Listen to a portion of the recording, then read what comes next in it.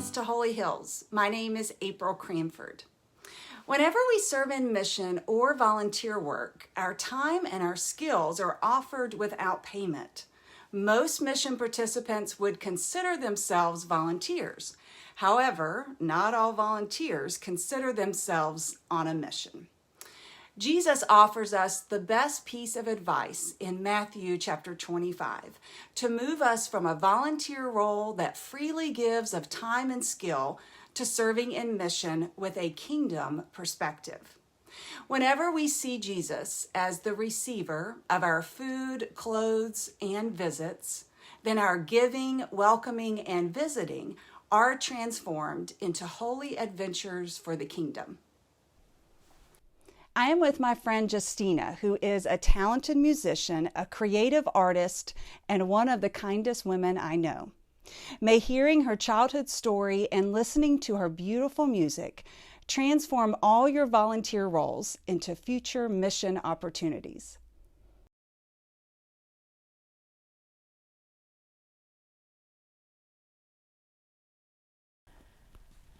My story begins when I was around 5 or 6, and my mom had this idea to visit my old Sunday school teacher, Margaret Kiefer, who was ill at the time, and I believe she was under hospice care.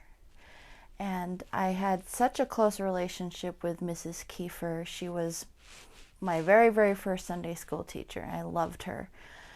And when my mom had heard that she was in hospice care, she thought that I should go ahead and play my violin for Mrs. Kiefer to see if that brought her any comfort. So I remember distinctly going to the nursing home where she was at, and I was really scared. That was probably my first time that I had ever been at a nursing home.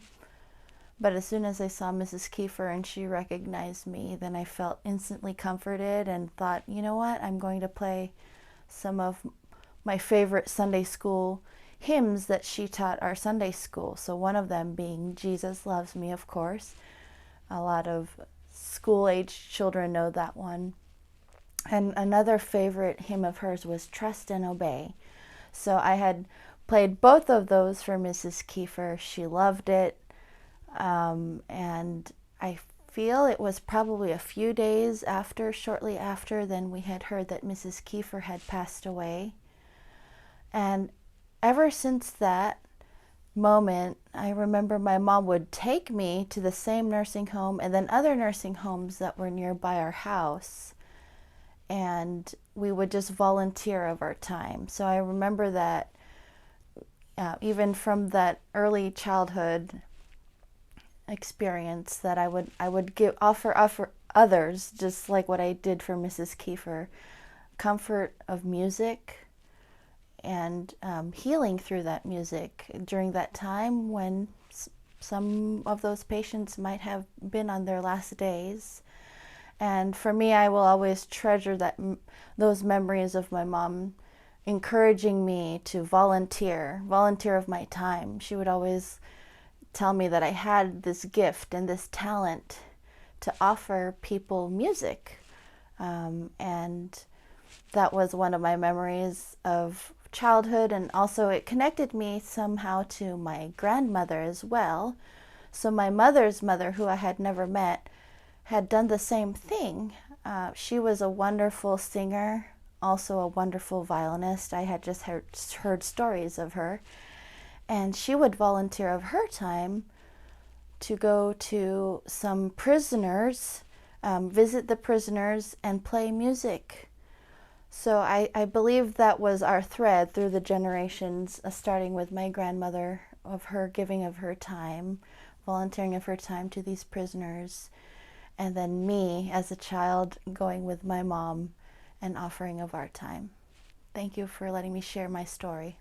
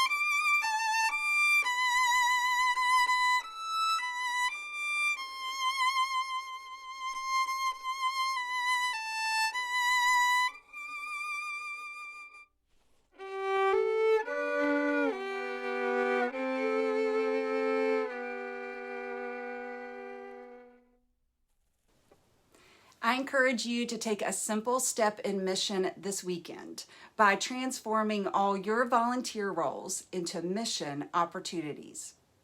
Take care and blessings to you this day.